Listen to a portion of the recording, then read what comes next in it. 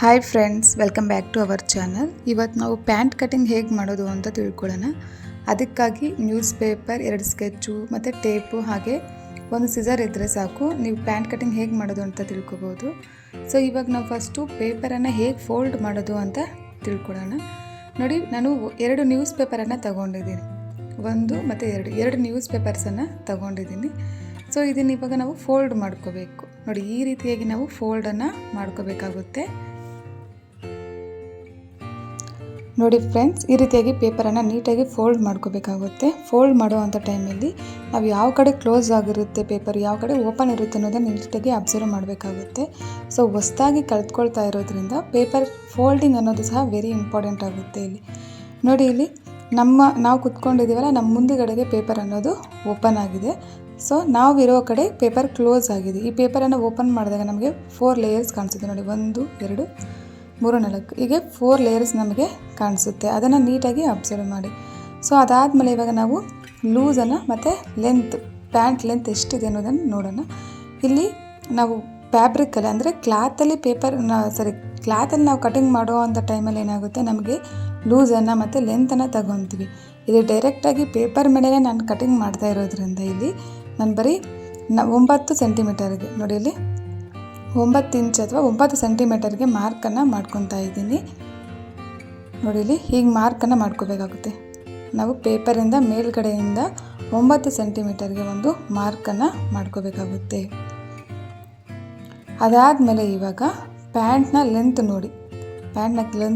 ಇವಾಗ ಕೆಳಗಡೆ ನಮ್ಮ ಒಂದು ಪ್ಯಾಂಟ್ನ ಲೂಸ್ ಎಷ್ಟು ಬರಬೇಕು ಅಂತಂದರೆ, ನೋಡಿ ಇಲ್ಲಿ ಇವಾಗ ನಾನು 6ಗೆ ಮಾರ್ಕನ್ನು ಮಾಡ್ತಾಯಿದ್ದೀನಿ. 6 ಸೆಂಟಿಮೀಟರ್ಗೆ ಮತ್ತೆ ಒಂದು ಮಾರ್ಕನ್ನು ಮಾಡ್ಕೊತಾ ಇದ್ದೀನಿ. ಅಲ್ಲಿಗೊಂದು ಮಾರ್ಕನ್ನು ಮಾಡ್ಕೋಬೇಕಾಗುತ್ತೆ.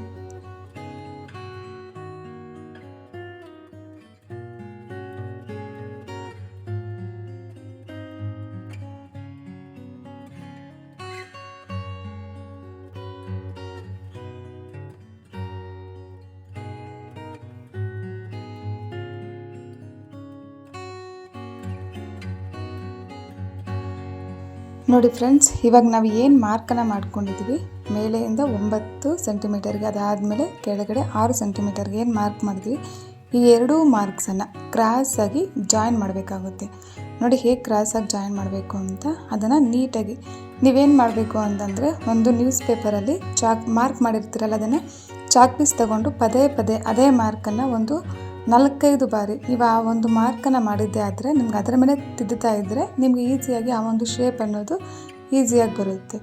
ನೋಡಿ, ಇವಾಗ ನಾನು ಸ್ಕೆಚಲ್ಲಿ ತೋರಿಸ್ತೀನಿ ಹೇಗೆ ಮಾರ್ಕ್ ಮಾಡೋದು ಅಂತ.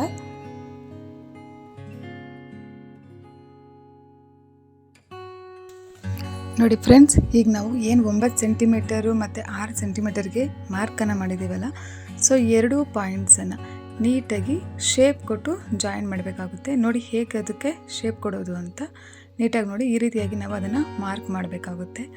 ನೀವು ಅಷ್ಟೇ ಈ ರೀತಿ ಮಾರ್ಕ್ ಮಾಡಿರ್ತೀರಲ್ಲ, ಸೊ ಇದ್ರ ಮೇಲೆ ಅಟ್ಲೀಸ್ಟ್ ಒಂದು 10 ಟೈಮ್ಸ್ ಆದರೂ ಅದ್ರ ಮೇಲೆ ಪ್ರಾಕ್ಟೀಸನ್ನು ಮಾಡಿ. ಚಾಕ್ ಪೀಸ್ ತಗೊಂಡು ಅದೇ ಮಾರ್ಕ್ ಮೇಲೇ ಹೇಗೆ ಹಾಕ್ಬೋದು ಅಂತ ಕರು ಬಿಡಬೇಕಲ್ಲಿ. ನೋಡಿ, ಈ ರೀತಿಯಾಗಿ ನೀಟಾಗಿ ಮಾರ್ಕನ್ನು ಮಾಡ್ಕೊಳ್ಳಿ. ಸೊ ನಿಮ್ಗೆ ಬೇಕು ಅಂತಂದರೆ ನೀವು ಸ್ಕೇಲನ್ನು ಯೂಸ್ ಮಾಡಿ ಸಹ ಮಾಡ್ಬೋದು. ಆದಷ್ಟು ಶೇಪ್ ಕೊಡೋದಕ್ಕೆ ಟ್ರೈ ಮಾಡಿ. ನೆಕ್ಸ್ಟ್ ನೋಡಿ, ಅದಾದಮೇಲೆ ಇವಾಗ ನಾವೇನು 9 ಸೆಂಟಿಮೀಟರ್ಗೆ ಮಾರ್ಕ್ ಮಾಡಿದ್ವಲ್ಲ, ಸೊ ಅಲ್ಲಿ ಕರೆಕ್ಟಾಗಿ 1 ಇಂಚನ್ನು ತಗೋಬೇಕು. 1 ಸೆಂಟಿಮೀಟರನ್ನು ತಗೊಂಡು ಅದನ್ನು ಸ್ಟ್ರೈಟಾಗಿ ಮೇಲ್ಗಡೆನೂ ಅಷ್ಟೇ 1 ಸೆಂಟಿಮೀಟರ್ ತಗೊಂಡು ಸ್ಟ್ರೈಟಾಗಿ ಒಂದು ಗೆರೆಯನ್ನು ಹಾಕಬೇಕಾಗುತ್ತೆ. ನೋಡಿ, ಹೀರಿಗೆ ಒಂದು ಗೆರೆಯನ್ನು ಹಾಕಬೇಕಾಗುತ್ತೆ. ಅದಾದಮೇಲೆ ಇಲ್ಲೂ ಅಷ್ಟೇ ನಾವು ನೀಟಾಗಿ ಒಂದು ಚಿಕ್ಕದಾಗಿ ಒಂದು ಶೇಪನ್ನು ಕೊಡಬೇಕಾಗುತ್ತೆ. ನೋಡಿ ಹೇಗೆ ಅಂತ. ನೋಡಿ, ಈ ರೀತಿಯಾಗಿ ಒಂದು ಶೇಪನ್ನು ಕೊಡಬೇಕಾಗುತ್ತೆ.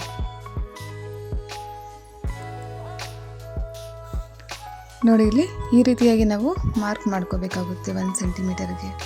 ಸೊ ಅದಾದಮೇಲೆ ಇವಾಗ ಪೇಪರ್ ಹೇಗೆ ಕಟ್ ಮಾಡೋದು ಅಂತ ನೋಡೋಣ. ನೋಡಿ, ಇಲ್ಲಿ ಇವಾಗ 4 ಲೇಯರ್ಸನ್ನು ಏನು ನಾವು ಪೇಪರ್ 2 ಫೋಲ್ಡ್ ಮಾಡಿದ್ದೀವಲ್ಲ, ಅಷ್ಟೂ ನೀಟಾಗಿ ಕಟ್ ಮಾಡಬೇಕು. ನೋಡಿ, ಈ ಕಟ್ ಮಾಡೋ ಟೈಮಲ್ಲೂ ಅಷ್ಟೇ ನೀವು ಏನು ಮಾರ್ಕ್ ಮಾಡಿರ್ತೀರಲ್ಲ ಅದಕ್ಕಿಂತ ಸ್ವಲ್ಪ ಈ ಕಡೆನೇ ಕಟ್ ಮಾಡಿ, ಅಂದರೆ ಮಾರ್ಕ್ ಕಾಣಿಸೋ ಥರ ಕಟ್ ಮಾಡ್ಕೊಳ್ಳಿ. ನೋಡಿ, ಹೀಗೆ ಕಟ್ ಮಾಡಬೇಕಾಗುತ್ತೆ. ಮತ್ತು ಇವಾಗ ನಾವು 1 ಸೆಂಟಿಮೀಟರ್ಗೆ ಮಾರ್ಕ್ ಮಾಡಿದ್ದೀವಲ್ಲ, ಅದೂ ಅಷ್ಟೇ.